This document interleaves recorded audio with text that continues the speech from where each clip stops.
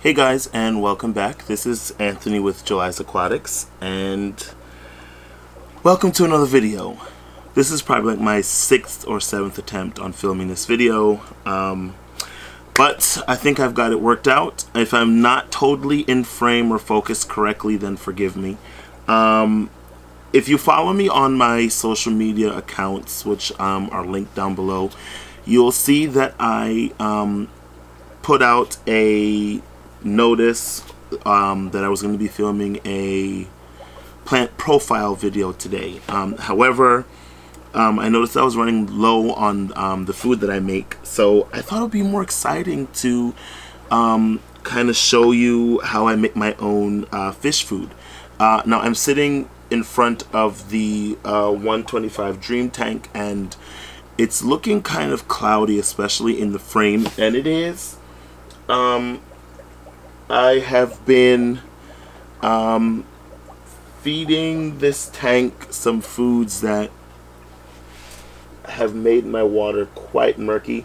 I just did a 25% water change to kind of see if I can, and I did kind of stir things up. So the cloudiness ought to subside. But if it doesn't within a reasonable time, instead of doing 50% water changes every week on this aquarium, I'll start do 25% daily water changes until I can get things back under control. But anyway, today I am going to be again making some of my homemade fish food.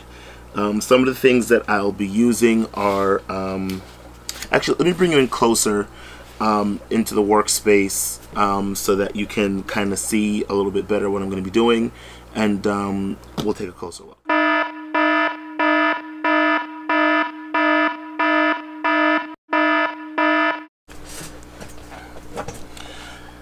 Alright guys, so this is kind of a weird angle, but I wanted you to be able to see what I'm going to be using to make the food clearer and kind of show you my whole process here. This is beef heart. Now when people generally do these types of videos, as far as I've seen, they'll tell you that, you know, it costs them $10 to make 2 pounds of food.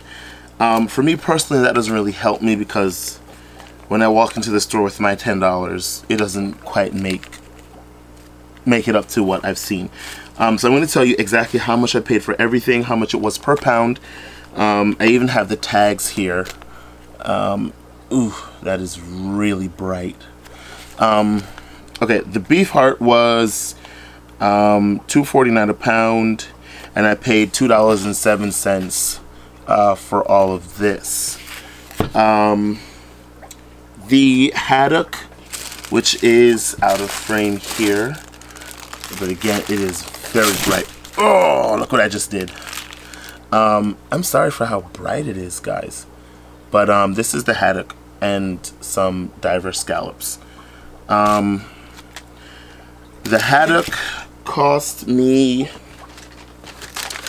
it was, and I tore it, $10.99 a pound, and I got just under a quarter pound, and it cost me $4. And lastly were the diver scallops. I'm sorry, not diver scallops, bay scallops. I got another quarter pound. It was $9.99 a pound, and I paid $3. And then I also picked up some organic baby food. If I can get it to focus, there we are. It is just sweet peas. So I'm going to be, and I have my oversized knife. Everything cost me $11.18. So now what I'm gonna do is pretty much, I'm gonna get all my ingredients cut up. I'm not going to be mincing them super fine. I'm gonna be cutting them up, putting them into my bowl, which I have here. And I've got a spoon to mix everything up. I've got a garbage bag on the floor that I'm throwing all my trash in. I also picked up from a local party store these easy release ice cube trays. I also have some organic super greens powder. I know this has wheatgrass, kale, moringa, and spirulina. I'm sure that the spirulina and the kale is safe to use for fish. I am not 100% sure that the moringa and the wheatgrass is safe for fish. I did research before, and I concluded that, you know, it's fine, but before you going out and using this type of product or purchasing any of these individually, I would do my own research. If you're not comfortable using it for your fish, then I would say leave it out. And I might be putting in some rapashi. So let me take you guys in closer so that you can actually see what I'm doing and get a little bit more organized, and then we'll get going. So the first thing I'm going to do is tackle the beef heart. It has this little fat cap on it. You don't want that in your mix. So just take a very sharp knife and trim that off. If you can't find beef heart at your local grocery store, you can substitute it with beef liver. Just make sure to wash it really, really well before using it, and also know that beef liver will cloud your water quite a bit. So take that into consideration. Now I just cut it into little strips like so, and then I'm gonna take the strip and cut it again like so in half, and then I'll just chop it as small as I can get it, and it kind of makes a nice mince. Let's see if I can get it to focus there. There it is. It makes a nice little mince. A little bit about me. I used to thoroughly enjoy cooking. Not quite so much anymore. For more than one reason. The main one being, this is so hard to do sitting down. The main one being that my wife kind of just took over the cooking and ran with it. And she's an excellent cook, so I saw no reason to fight her and demand my rights in the kitchen, because she is an awesome cook and loves doing it. So, you know. And then, so a little bit about me, actually. I, as I said, was very interested in cooking. And then, from cooking, I fell in love with gardening. And I'm still quite passionate about gardening, both indoor and outdoor. I have quite a collection of indoor houseplants. And then, after that, I found the love of aquariums, and so that kind of just, you know, did me in there. Now what I'm doing here is I'm just making sure it's minced pretty fine. You can, if you'd like, you can run this through a blender or a food processor. I don't think my wife would be too happy with me taking her blender and pulsing meat in it for the use of feeding aquarium fish. So once that's minced to your heart's desire, you just take it and stick it in the bowl. Now everything else is going to take on the color of the beef heart. So everything that's white is going to end up turning a pinkish color, but that's quite fine. Now typically some other things that I put in there that I don't have on hand right now are I put shrimp. Sometimes if I have langoustine, which are like little mini lobster tails, I'll put those in also. You know what? I'm not gonna do it all fancy dancy. What I'm doing now is I'm just taking the bay scallops and I'm just gonna give them a rough chop.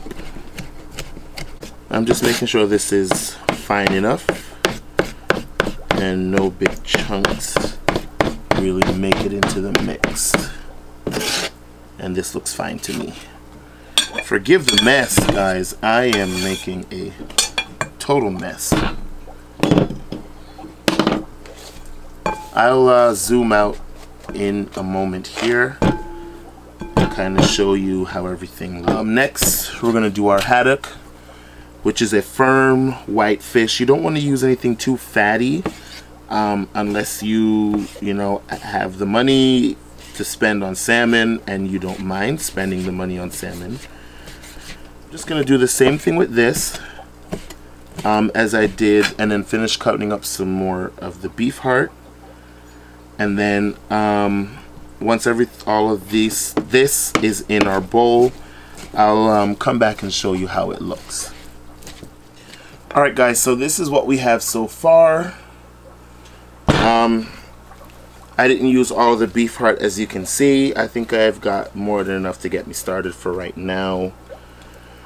So the next thing I'm going to do is I primitively open the bag. Some of my superfood powder. Not much. And I'm also going to add in some of the rapashi. And again, not much, especially if they're rapashi. And then I'm going to evenly distribute that throughout the mix. Boom. Next, I'm going to add in the baby food. Now with this part, I'm going to go slow because I don't know how much I'm going to add yet. And the baby food is in there so that way when it freezes, it freezes intact.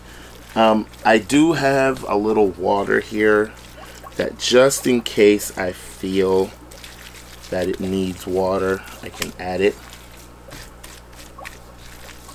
But I think based on everything that's in here, I'm just gonna add another one of the peas. I think this should be good.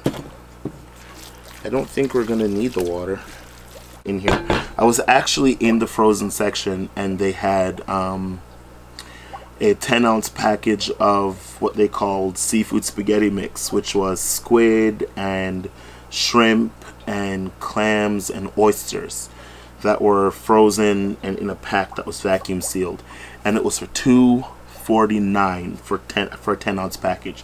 So I picked up 2 of them, but then just thinking, I flipped it over, looked at the ingredients, and it said that the clams and the oysters were cooked. So I ended up not getting it because the texture that cooked seafood has is not ideal for shrimp, for fish, because they just won't eat it.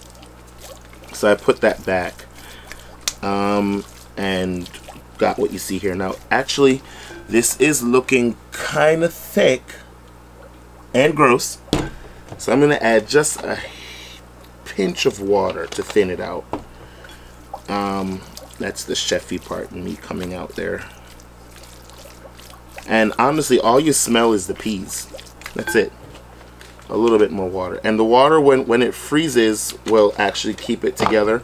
Most frozen foods, if not all, when you read the label, does have some amount of water in it, and that is again to help it stick together when it goes into the freezer. Guess what? It's not going to. I'm gonna see if we can get it in there. It's going, but it's going very slowly. I'm not gonna do that. Oh, jeez.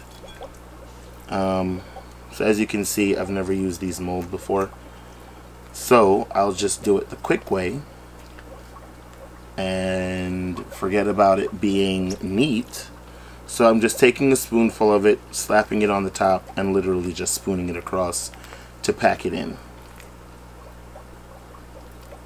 And then I'm going to cover it with plastic wrap, put it in my freezer, and I'll have it. This should last between, if you feed moderately, it'll last between 1 to 3 months. I definitely would not use this as daily food, more so as a treat. Oh, there's a piece of fat in there on that piece of beef heart. You definitely don't want that in your mix. This is so gross. And when you go to feed this, if you actually do make this, or any type of homemade fish food, and if you have a recipe for or a mix that you use to feed your fish, leave a comment down below and let me know what you do, because I'd be interested, because everyone does things a little differently. Everyone has their own philosophies, everyone has their own thoughts, but you know, let me know what you do. This is just what I do every once in a while. Sometimes I just chop up fish and shrimp and I just add it in. I just put it, mix it together, freeze it, and then use that. So it all depends. But let me know what you do in the comment section below. Or have you ever attempted to make your own fish food?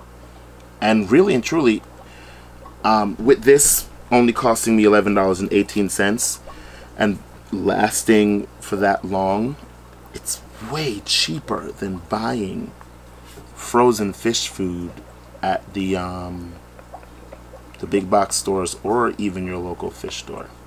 I'm just gonna finish putting these into the trays, and then I'll show you the finished product.